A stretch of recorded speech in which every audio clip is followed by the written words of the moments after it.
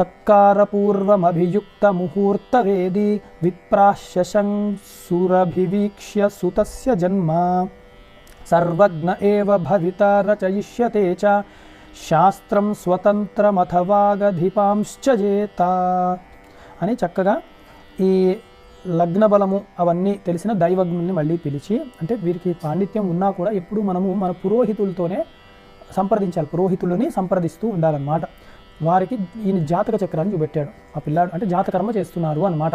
అక్కడ జాతకర్మ చేస్తూ చూపెట్టారు. చూడగా ఆ దైవజ్ఞులందరూ చూసి తను సామాన్యుడు కాదండి, చాలా గొప్ప సర్వజ్ఞుడు అవుతాడు, ఎన్నో గ్రంథములను ఇస్తాడు, ఈయన యొక్క కీర్తి ఎల్లప్పుడూ ఇంకా శాశ్వతంగా ఉండిపోతుంది, ఎంతో గొప్ప గొప్ప పండితులను కూడా తిన యొక్క సత్యవ్రతంతో వాగ్ధాటితో జయించగలడు, అంతటి సమర్థుడు అని అందరూ కూడా ఏకధాటిగా ఒకే మాట చెప్పారన్నమాట ఆ పిల్లవాడి జాతక చక్రం చూసి.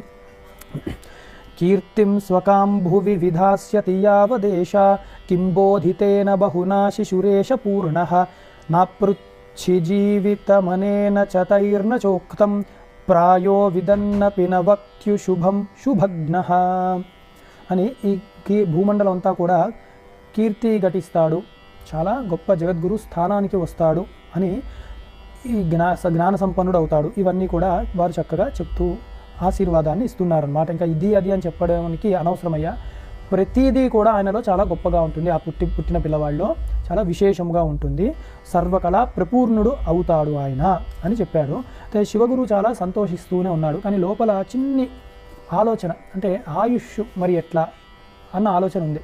ఎందుకంటే ఈశ్వరుడు చెప్పాడు కొంతకాలమే, అది ఏమిటి కొంత అంటే అది ఆయన చెప్పలేదు, ఈయన అడగలేదు. జాతకంలో అడుగుదామా అనుకున్నాడు, కానీ ఎందుకు అని ఈయన శివగురువు అడగలేదు దైవజ్ఞుల్ని. దైవజ్ఞులు కూడా ఆ విషయం చెప్పలేదు, అది ఎవరికి తెలియదు అన్నమాట ఇంకా ఆ విషయం ఒకటి.